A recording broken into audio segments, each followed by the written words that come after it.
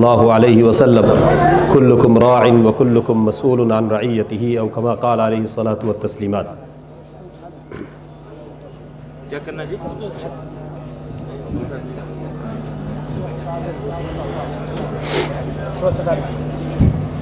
محترم سامعین اور غیور مسلمانوں اور اسٹیج پہ تشریف فرما، آج کے اس اجلاس سے باوقار کے صدر ذیشان جناب حضرت مولانا مفتی شکیل منصور القاسمی دامت برکاتہ العالیہ اور دیگر علماء اکرام ائمہ نظام، بہت ہی مجھے اپنی کم علمی کا اعتراف ہے کہ آپ جیسے موقر اور کبار علم حضرات کے سامنے مجھ جیسے ایک چھوٹے سے طالب علم کو کچھ کہنے کا حکم دیا گیا۔ خیر، الامر فوق الادب کے تحت حضرت والا نے مجھے حکم دیا ہے، تو اپنی کم علمی کے باوجود بھی چند جملے جو میرے دل کے احساسات ہیں وہ ذکر کرنا چاہتا ہوں۔ حضرت مولانا سلمان بجواری دامت برکاتہ العالیہ تشریف فرما ہوں گے انشاءاللہ چند منٹوں میں، بس ان کی زیارت ہوگی اور میں یہاں سے رخصت ہوں گا۔ میں ایک تعلیمی ادارے سے جڑا ہوا آدمی ہوں اور تعلیمی تحریک سے میری وابستگی ہے۔ چونکہ کلکتے سے ہوں تو کلکتے کے حالات اور یہاں کے لوگوں کے زندگی اور طلباء و طالبات کی تعلیمی سرگرمیوں سے مجھے واقفیت ہے الحمدللہ، تو اس وجہ سے میری گفتگو کا محور اور مرکز عموماً یہی ہوا کرتا ہے۔ مجھے چونکہ عمومی بات کرنے کا حکم دیا گیا ہے، تو میرا جو پسندیدہ موضوع ہے جس حوالے سے میں چاہتا ہوں کہ امت مسلمہ کے سامنے موقع ملے مناسبت جی میں مقرر نہیں، میں ایک مذاکر کی حیثیت سے بات کرتا ہوں جس میں آپ حضرات کی شرکت بھی ضروری ہوتی ہے۔ چند سوالات جو میرے ذہن میں ہمیشہ آتے ہیں، چونکہ میں آپ کے بیچ کا ایک آپ کا بھائی ہوں، مجھے ایسا لگتا ہے کہ میں ایک آئینے کو سامنے رکھ کر اس سے گفتگو کر رہا ہوں، اور یہ سوالات خود میں اپنے ضمیر سے کر رہا ہوں۔ اور ماشاءاللہ یہ بہت ہی اہل ثروت، اہل فکر اور متحرک لوگوں کی بستی ہے۔ سامنے مرکز کولوٹورا ہے، ناخدا مسجد ہے، امام عیدین قریب رہتے ہیں، اور بے شمار علماء اکرام کی یہ سرزمین رہی ہے جہاں پہ ابوالکلام آزاد اور مولانا محمد علی جوہر اور اس طرح کی شخصیات بھی تشریف فرما ہوئی ہیں۔ لیکن کلکتہ اس وقت تعلیمی تحریک کے اندر ایک قسم کے بانجھ پن کا شکار نظر آتا ہے۔ میرا یہ سوال ہے آپ حضرات سے کہ اللہ تبارک و تعالیٰ نے ہم لوگوں کو اہل ثروت میں سے بنایا ہے، اور میری معلومات کے مطابق دارالعلوم دیوبند جیسے موقر ادارے کا سالانہ جو صرفہ ہوتا ہے اس کا ایک عظیم حصہ اہل کلکتہ مکمل کرتے ہیں الحمدللہ۔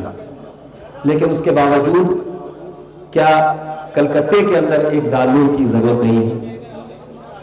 کیا کلکتے کے اندر مسلمانوں کی طرف سے چلائے جانے والے کسی ہاسپٹل کی ضرورت نہیں ہے؟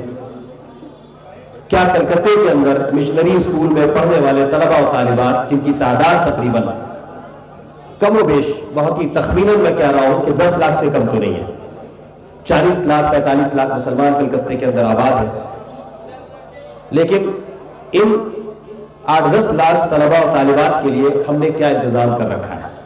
آج ہمیں اپنی ضمیر سے یہ سوال کرنا ہے۔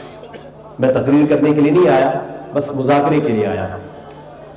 کیا ہم نے سوچا ہے کہ یہ جو بچیاں مجبور ہو کر بعض دفعہ حاجی صاحب کے پیچھے بیٹھ کر بائک میں اسکرٹ میں جایا کرتی ہیں اسکول، اور ہم اپنے بچے اور بچیوں کو تیار کر کے باقاعدہ ایسے مشنری اسکولوں میں جہاں پہ انہیں ڈی اسلامائز کرنے کی کوشش ہو رہی ہے وہاں بھیجتے ہیں اور انہیں تیار کرتے ہیں، کیا ان بچوں کی ذہنیت جو 10 سال 12 سال پروان چڑھتی ہے ان اداروں میں، ان کے ذہن میں یہ بات نہیں جاگزی ہو جاتی ہے کہ یقیناً یہ اچھے ادارے ہیں اور ہمارے ماں باپ نے ہمیں ایک صحیح ادارے میں صحیح فکری تربیت اور تعلیمی حصول کے لیے ہمیں یہاں بھیجا ہے، تبھی وہاں کا پورا کلچر وہ لیتے ہیں، پوری تہذیب لیتے ہیں۔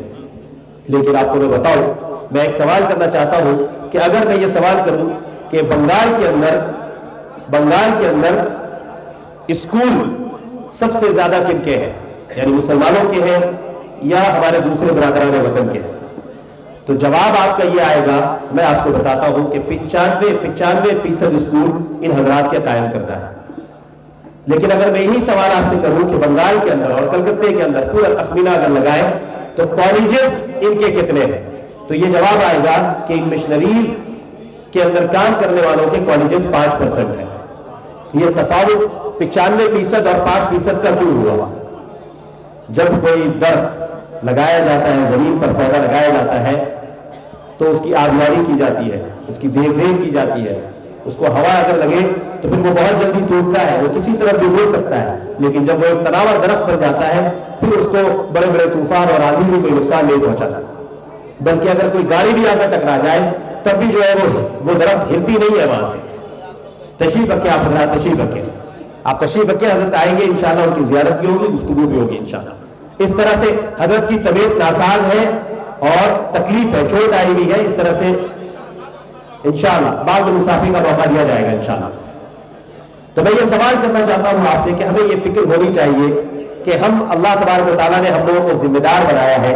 قیامت کے دن اگر یہی سوال ہو کہ ان طلباء و طالبات کی تربیت کا فریضہ تمہارے اوپر تھا، تم نے اس بارے میں فکر کیوں نہیں کی؟ آج ضرورت ہے کہ ہم اپنے بچے بچیوں کو ان کی تربیت کے لیے بہترین ماحول فراہم کریں، ان کے لیے ماحول سازگار بنائیں.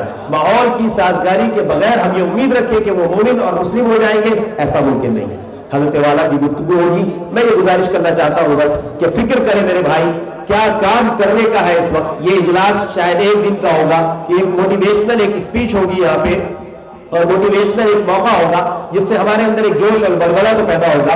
لیکن اس کے بعد ضروری ہے کہ جو باتیں یہاں آئیں، جو عزائم ہم لے کر اٹھیں، اس کے اوپر ہمیں انشاءاللہ عمل کرنا ہے، دل کے کانوں سے ان باتوں کو سننا ہے. اللہ تبارک و تعالیٰ ہمیں فکر کرنے کی توفیق دے. اہل کلکتہ کو، کلکتے کے طلباء و طالبات اور یہاں کے مسلمانوں کی تربیت کی فکر دے. اللہ تبارک و تعالیٰ ہمیں کہنے سننے سے زیادہ عمل کی توفیق عطا فرمائے. جزاکم اللہ خیر. السلام علیکم ورحمۃ اللہ وبرکاتہ.